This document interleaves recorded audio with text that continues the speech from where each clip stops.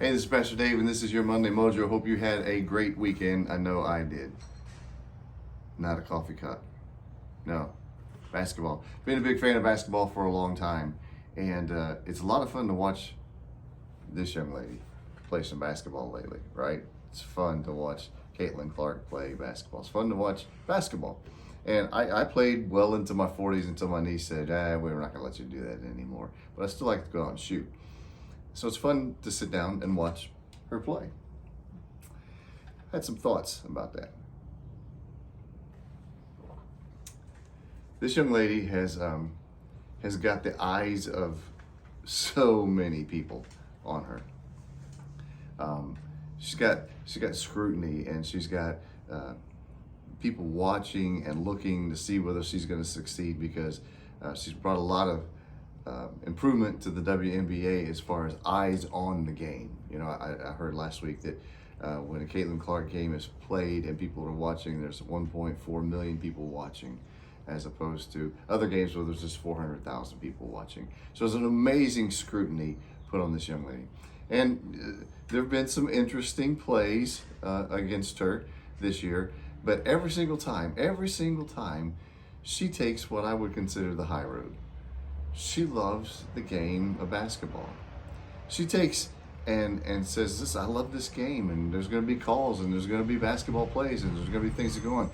When other people are saying, "Let's turn this into a race thing," she ain't going to let that happen. When I've even seen some people say, "Let's turn this into a gender or a preference thing," she ain't going to let that happen, because she loves the game of basketball. She loves to play. And so she just keeps saying, "It's about the game. Ask me questions about the game. Ask me about what's going on there. But don't use my name.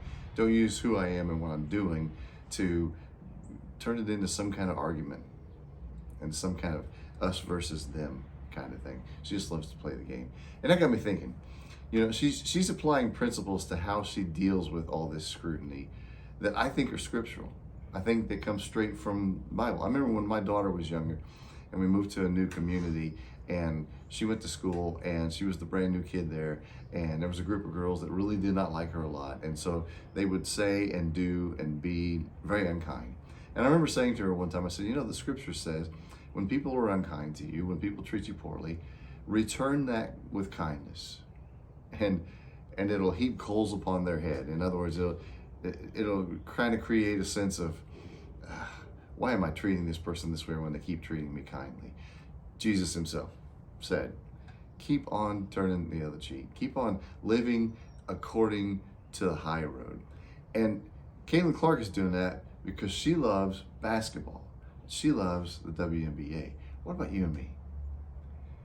We are called to live at a different kind of standard.